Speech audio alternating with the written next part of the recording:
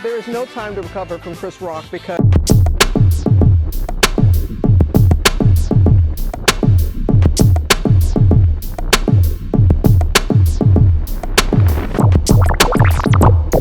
Rogen here on Good Morning America. Good to see you. Hello. Hey. Good to see you. Thank you for getting the memo that I wanted to follow Chris Rock. I only like to go on after literally the most beloved, best comedians of all time. If you could get Jerry Seinfeld next time, if you could somehow bring Richard Pryor's corpse back to go up in front of me, that would be great. Just whatever you could do to really make it impossible for me to follow whoever it is in front of me would be, that would be ideal. Thank you so much. Duly noted.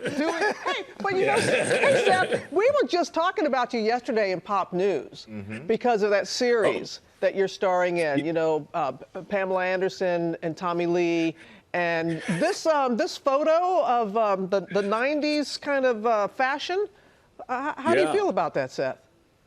The 90s were the stupidest time in American history from a fashion standpoint, and I say that having worn nothing but 90s clothes for the last 3 weeks. If you think you looked good in the 90s, you're an idiot. You were wrong. It's a stupid time. We all look dumb. And I have to dress like this all day, every day now. Thank God that's not my actual hair. It's a mullet. It's a fake mullet. But yeah, this is how people looked in the 90s. This is how a good-looking person looked in the 90s, which is crazy. I mostly modeled my look off of Jerry Seinfeld. Well, you know, you write in the book that in the 90s you had a go-to like clothing item. It was the vest. So why the vest? I wore a lot of vests because I was obsessed with the movie Tombstone. In it, Val Kilmer plays Doc Holliday, and I thought he was the coolest guy ever. And I was from a Jewish elementary school where we wore uniforms, and I didn't know how to dress myself, literally. And the only fashion inspiration I had was Val Kilmer in Tombstone, and he wore cowboy vests. And so I went and bought a lot of vests. I also wore a pocket watch, which I convinced myself was cool, which again just shows how much one can delude themselves looking back. We just saw a picture from about when you started stand-up, the age of 13, and I was reading about how you wrote your grandparents into the act, and they loved it. How does the rest of the family feel about when they get into the act? My family honestly is really mad when I don't include them in my work, and honestly, right now my sister is pissed at me that she's not in my book more, and I'm navigating that in literal real time. So yeah, I'm at a place where they want me to write about them, and if they don't, my parents literally phoned me and was like, you should have put your sister in the book more. And I'm like, this is what I'm dealing with now? My mom is yelling at me because my sister's not in my book enough. But yeah, that's where I'm at. And you know, there's also a blurb on the book jacket. And speaking of your mom, she said the book is sweet and funny, but she also says, quote, I really wish there wasn't so much drug talk. So how upset was she about the drug stories?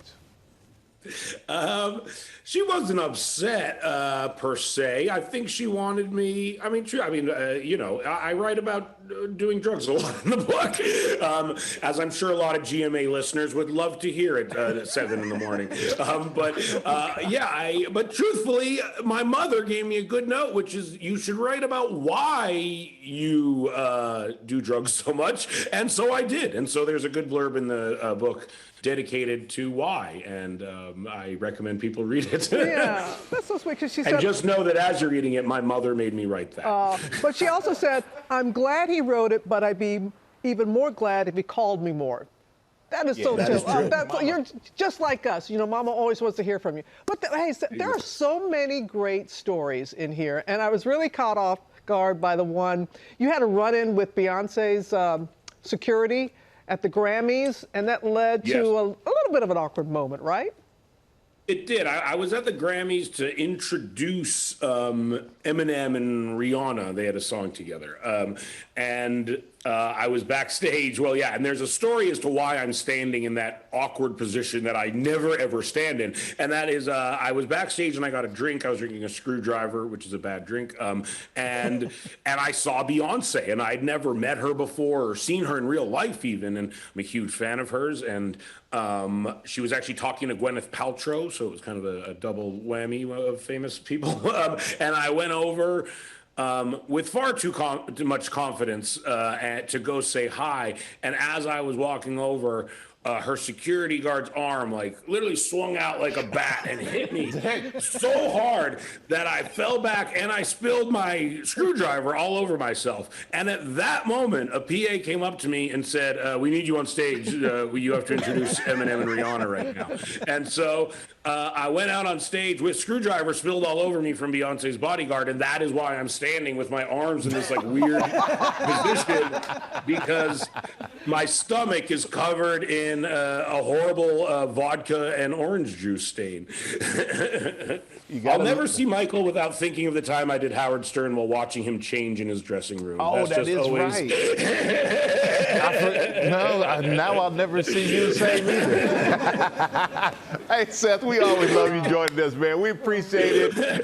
And thank you for joining us, talking about the book and all these stories. And you guys at home, Seth's book, Yearbook, is out today and available wherever books are sold.